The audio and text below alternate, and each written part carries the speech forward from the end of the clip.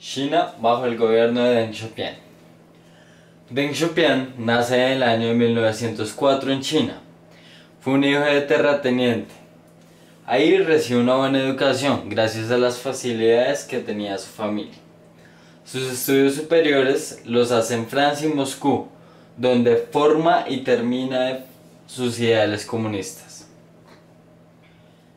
Después de una vida entre guerras y ascensos políticos, llega al poder después de la muerte de Mao Zedong y la lucha por la sucesión que se dio entre la banda de los cuatro, Hua Guofeng, Lin Piao, Xu Enlai y él, donde finalmente, después de bajar del poder a Hua Guofeng, él es el triunfador. Ya cuando llega al poder, Deng quería imponer su forma de actuar, que era como más pragmática y un poco más capitalista, lo que antes ya le había causado problemas al ser acusado de capitalista, lo que hizo que se rehabilitara hasta 1973. Para eso trató de no desprestigiar la ideología comunista y la imagen de Mao Zedong, para así tener al pueblo a su favor. En las políticas que implementó, quería lograr un país moderno, competitivo y autosuficiente. La economía. En la economía tuvo que ser uno de sus puntos principales, ya que Mao había dejado el país en un tipo de crisis económicas, en consecuencia de la revolución cultural. Para eso, Deng se basó principalmente no en una economía socialista, sino más bien en una economía capitalista. En ella dejó que se invirtiera un fuerte capital extranjero, logrando así la participación de nuevas empresas extranjeras, principalmente empresas norteamericanas, como tal es el caso de Coca-Cola. En consecuencia de eso, la propiedad privada volvió a tomar una gran forma en China.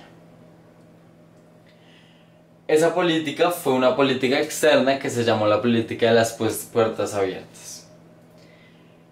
En la política interna tuvo en la agricultura, donde dejó la propiedad individual, que eran las comunas. Al eliminar las comunas, tuvo la condición de que el propietario entregaba una parte de lo que producía el Estado, con un precio justo y preconcertado con el mismo, y el resto lo podía comercializar a su antojo. Este método que implementó Deng fue todo un éxito, ya que para 1993 el 90% de los campesinos ya eran partícipes de él. El desarrollo industrial y tecnológico, que va muy de la mano tanto como en política externa como política interna, se denota lo siguiente.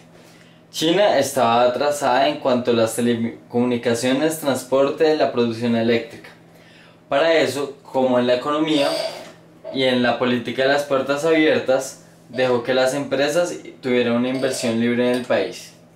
Los incentivos crecieron en cada empresa y los impuestos por la exportación también crecieron. Y también se implementó una política de libre despido por insuficiencia que antes no había sido aprobada. En lo tecnológico, en sus visitas a Estados Unidos, visitó el centro de la Asia, donde se vio un interés por su desarrollo tecnológico. Además, para eso, hay que tener en cuenta que para ese entonces China era un país aún muy rural y subdesarrollado. Entonces para Deng era indispensable mejorar tecnológicamente e industrialmente. En la defensa fue una política interna y externa también, pero muy poco se puede hablar de ella, porque como se sabe es uno de los temas que con más celoso cuidado guarda cada país. Pero lo que realmente sabemos de la defensa es que sin un desarrollo tecnológico y militar no se hubieran podido cumplir. Uniendo todo esto se pueden sacar unas limitaciones que tuvo Deng al ejercer estas políticas. Una de las mayores limitaciones que tuvo Deng fueron las grandes deudas que incrementaron gracias a la industrialización y la mejora de la tecnología en el país. También la corrupción incrementó gradualmente y por el alto desarrollo industrial y tecnológico, el medio ambiente tuvo problemas. Además, Deng tuvo que implementar la política de tener solo un hijo como lo había implementando Hua Guofeng, ya que en el censo de 1982 se comprobó el rápido crecimiento poblacional en China. Otra de las limitaciones que tuvo Deng fueron las grandes migraciones de su país afuera, a causa del cambio de un tipo de comunismo que Mao Zedong implementó en casi todo el siglo XX a un procapitalismo que comenzaba a implementar Deng Xiaoping, lo que hizo que perdiera el clamor popular. Pero lo que más afectó ese cariño del pueblo hacia él es que en sus políticas nunca dio paso a la democracia, sino más bien a un autoritarismo que hizo que el pueblo estuviera descontento, lo que desencadenó en la plaza de Tiananmen. La plaza de Tiananmen, los disturbios de la plaza de Tiananmen se inician con la muerte del secretario general del Estado Hu Yaobang, que había sido expulsado anteriormente por Deng del partido, obligándole a dimitir de su cargo. Los que generaron las protestas eran principalmente dos grupos. El primer grupo lo conformaban los intelectuales estudiantes, que veían cómo Deng se centraba no más en lo económico en sus políticas y dejaba de lado una reforma política que esos intelectuales veían necesaria. Y por el otro lado tenemos a los obreros, que se quejaban de la alta tasa de desempleo e inflación en China. El comienzo de las protestas fue pacífico. Primero eran oraciones hacia Hu, después comenzaron las huelgas de hambre. Días antes de la histórica reunión entre Gorbachev y Deng que se iba a dar, y por la cual los medios de todo el mundo estaban presentes en el país oriental, lo que hizo que tuviera una mayor repercusión la protesta.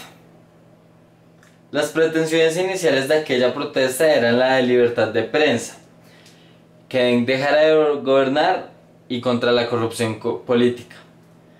La prensa se veía controlada con Deng, así que no le daba tanta importancia a estas protestas. Ante la no respuesta del gobierno, los apoyos de otros países se incrementaron y el 4 de mayo del 83 más de 10.000 personas se movilizaron, llegando a la plaza de Tiananmen a pedir que se les escuchara. Pero esto finalmente no se dio. Gracias a los medios que cubrían la llegada de Gorbachev, a los estudiantes se les oyó todo el mundo. Al ver esto, el partido político comunista convocó una reunión, donde se decidiría si se usaría la fuerza para disolver la manifestación, ya que se veía como una amenaza al liberalismo burgués de los estudiantes, como así lo llamaban ellos, y a la larga duración que había tenido esta protesta. La disolución de la protesta se dio aplicando la ley marcial, la cual significa que se le da un poder extraordinario a las fuerzas militares. Y ya para el 4 de junio la plaza estaba vacía, después de más de 2 meses de manifestaciones, produciendo miles de muertos, estudiantes y obreros y unas pocas bajas militares. Hoy el tema de la plaza de Tiananmen en China es aún muy tabú y se ve como peligroso hablar de él. No se han dado cifras oficiales sobre el número de muertos y heridos, pero hay muchas especulaciones en todo el mundo.